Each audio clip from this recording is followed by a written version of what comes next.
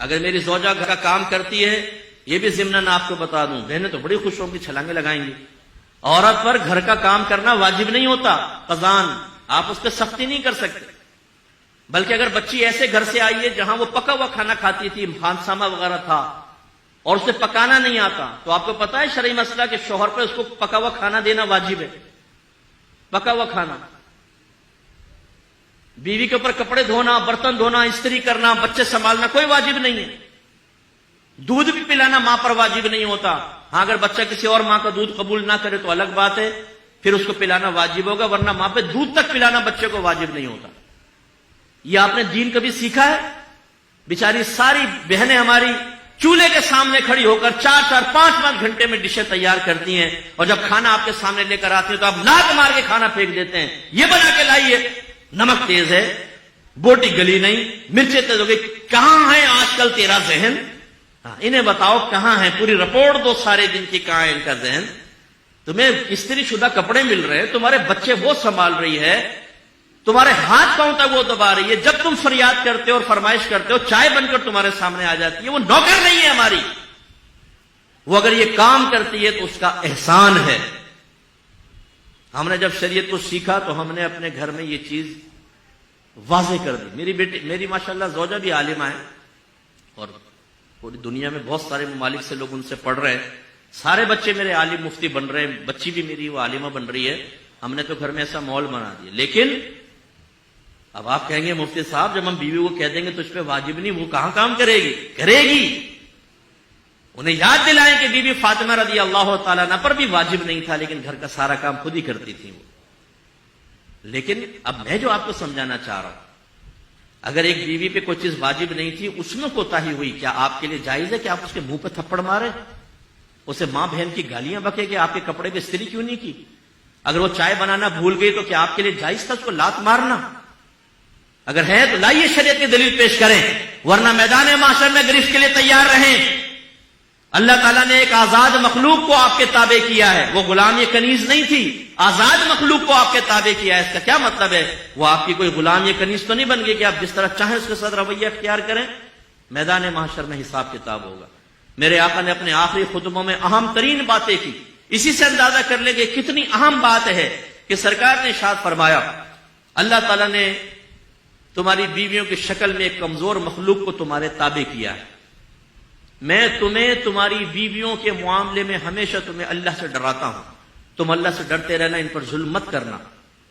حضرت عمر فاروق رضی اللہ تعالیٰ نے ایک دفعہ سرکار کی بارگاہ میں حاضر ہوئے، یا رسول اللہ جب تک ہم مکے میں تھے ہماری عورتیں ہمارے سامنے بولنے کی ہمت نہیں کرتی تھی، لیکن جب ہم مدینے میں آئے تو یہاں انصار صحابہ جو مدنی تھے ان کی ازواج ان کو جواب دیتی ہیں، یعنی کوئی ہے بات تو کوئی بدتمیزی نہیں، دائرہ ادب میں رہ کر۔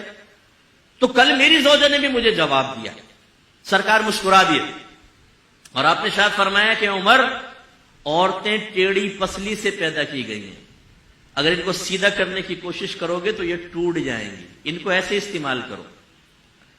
عمر فاروق رضی اللہ تعالیٰ عنہ 6.5 فٹ کا قد، یہ لمبے چوڑے لہیم شہیم، اور آپ یہ کہہ رہے ہیں میری زوجہ میرے ساتھ ایسا کر رہی ہے۔ سرکار فرما رہے ہیں اللہ نے ان کو ایسا ہی پیدا کیا ہے۔ اس سے بھی ذرا سمجھیے، بعض اوقات زوجہ ایسی ہی ہوتی ہے کہ اگر وہ فرض کر لے کہ آپ سے کوئی بات سخت کہہ دی، کچھ کہہ دی، آپ کے نبی نے کتنی پیاری تلقین کی ہے، درگزر کرو، اپنے ڈولے شولے بیوی پہ مت آزماؤ کہ جیسے اس نے کہا ایک تھپڑ مارا، اس کے منہ پہ لکیریں چھاپ دی، اور چلو جی بیٹھ جاؤ اب آرام سے، اب آئندہ کر کے بتا ذرا تو، ٹھیک ہے آپ نے بدماشی کر لی، لیکن یہ تو ایک فطری تقاضا ہوتا ہے، بعض اوقات انسان کی زبان سے کچھ نکل جاتا ہے۔ آپ کی بہن بھی اگر اپنے بہنوں کے ساتھ کرے گی، فرض کر لیں، تو کیا آپ بہن کو گھر میں بلا کے تماچا اس کو بھی کھینچ کے ماریں گے کہ تو نے کیسے اپنے شوہر کے ساتھ کی؟ نہیں، آپ تو اس کو پردہ ڈھکیں گے، آپ کہیں گے بھائی یہ بتاؤ میری بہن گونگی ہے کیا؟ تم ظلم کرتے رہو، وہ سہتی رہے، خاموش رہے، کچھ نہ کرے؟ قربان جائیں آپ کے اوپر، بہن آئی تو کچھ نہ بولے، بیوی آئی تو منہ سیدھو اس کا۔ بالکل ہمارے گھروں میں یہ جو غلط چیزیں چل رہی ہیں، حد اعتدال سے آگے نکل جانا، اس کی طرف فکر کرنی چاہیے۔ لیکن میں نے کہیں غلط اس کو رخ نہ لے جائیں تو میں ایک آپ کو سنا دیتا ہوں ایک بات بھی۔ ایک بھائی نے کہا کہ یار میری بیوی کام ہی نہیں کر رہی گھر کا. جب اس کو کہا کہ کام کرو تو اس نے سنا دیے 2-4 کلپ کہ ہم پہ تو واجب ہی نہیں ہے گھر کا کام کرنا. تو پھر اس کو یہ ترکیب بتائے گی کہ تم ایسا کرو کہ اپنی زوجہ سے کہو کہ ٹھیک ہے تم پہ واجب نہیں، بالکل نہ کرو، لیکن شریعت نے مجھے دوسری شادی کرنے کی اجازت دی ہے اور دوسری بیوی میں اسی شرط پہ لے کر آؤں گا کہ گھر کی کام کرے گی، تم بالکل نہ کرو. پتہ چلا کہ بیوی نے کہا نہیں میں کرنے کے لیے تیار ہوں، تم یہ قدم نہ اٹھاؤ.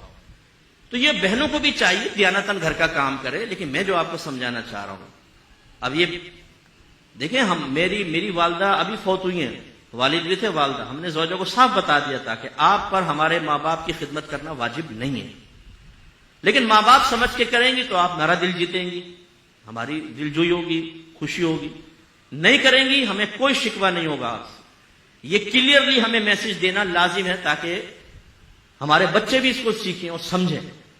تو آج اگر ہماری زوجہ گھر میں کوئی کام کرتی ہیں، زیادہ کام کرتی ہے، پورے ہم دسترخوان پہ بیٹھے ہوتے ہیں، بچوں سے کہتے ہیں اپنی والدہ کا شکریہ ادا کرو کہ انہوں نے 4 گھنٹے چولہے کے سامنے کھڑے ہو کر تمہارے لیے کھانا بنایا، تمہارے کپڑے دھوئے ہیں، ہر چیز پہ شکریہ ادا کرتے ہیں، اس کی عادت بناتے ہیں تاکہ قدر و قیمت رہے.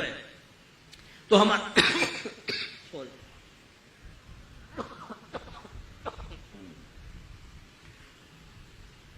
ہمارے گھروں میں جو یہ غلط چیزیں، رسومات، یہ میں رسومات میں لوں گا، خاندانی رسومات میں، کہ بیوی کو دبا کر رکھو، بیوی کو بولنے نہ دو، اگر کچھ بولے تو تھپڑ مار دو منہ پہ، کچھ ذلیل اور بے عزت کرو بچوں کے سامنے، خاندان والوں کے سامنے. غلط چیزیں ان کو ختم کریں. اسی طریقے سے میری بہنوں سے میری گزارش کہ اللہ تعالیٰ نے شوہر کا بہت حق رکھا ہے. بعض بچیاں ایک ایسے گھر سے تعلق رکھتی ہیں جس میں وہ دیکھتی ہیں کہ ہر دفعہ امی ابو کو دبا لیتی ہیں، اور ابا جان جو ہیں وہ عزت بچاؤ مہم پر ساری زندگی چلتے رہے، عزت بچاؤ مہم، عزت بچاؤ مہم. وہ بیچارے بدتمیزی کر رہے ہیں، بیوی کو کہتے ہیں چھوڑو یار، خاموشی سے نکل گئے. وہ بیٹی جب یہ کرتی ہے آبزرو تو اس کا ذہن بن جاتا ہے کہ مجھے بھی ایسا کرنا ہے. نتیجہ نکلتا ہے جب وہ دوسرے گھر میں جاتی ہے تو تربیتیں کامل نہ ہونے کی بنا پہ اس گھر کو جہنم بنا دیتی ہے بسا اوقات. یہ یاد رکھیں، ہمارے گھر کو بچیاں ایسی سن رہی ہیں، نبی کریم صلی اللہ علیہ وسلم نے شوہر کا بڑا حق بیان فرمایا. ایک بچی شادی نہیں کر رہی تھی، اس کے گھر والے اسے نبی کریم صلی اللہ علیہ وسلم کے پاس لائے. یا رسول اللہ یہ شادی نہیں کرتی. سرکار نے فرمایا تم کیوں شادی نہیں کرتی؟ اس نے سرکار کی زبان اقدس سے ہی نکلوانا چاہا، وہ جانتی ہوگی. تو اس نے کہا رسول اللہ آپ بتائیں کہ شوہر کا بیوی پر کیا حق ہے؟ تو رحمت کونین صلی اللہ علیہ وسلم نے ارشاد فرمایا کہ شوہر کا بیوی پر یہ حق ہے کہ اگر اس کا پورا جسم خون اور پیپ سے بھرا ہو اور عورت اپنی زبان سے چاٹ کر اس کے بدن کو صاف کر دے تب بھی اس کا حق ادا نہیں کر سکتی. مراد کیا ہے؟ یہ معاذ اللہ یہ نہیں کہ کوئی حقیقت ایسا، مراد کیا یہ قابل نفرت کام ہے. یعنی عورت شوہر کا حق اسی وقت ادا کر سکتی ہے جب اس کی طرف سے آنے والی تلخیوں، کمیوں کے اوپر صبر کرے اور اللہ کی رضا کے لیے اس کا گزارا ساتھ دیتی رہے. اتنا حق رکھا ہے. اور ایک روایت میں فرمایا کہ اگر میں مخلوق کو سجدہ کرنے کا حکم دیتا تو بیویوں کو حکم دیتا کہ اپنے شوہروں کو سجدہ کریں، لیکن سجدہ تو صرف اللہ کے لیے ہی جائز ہے.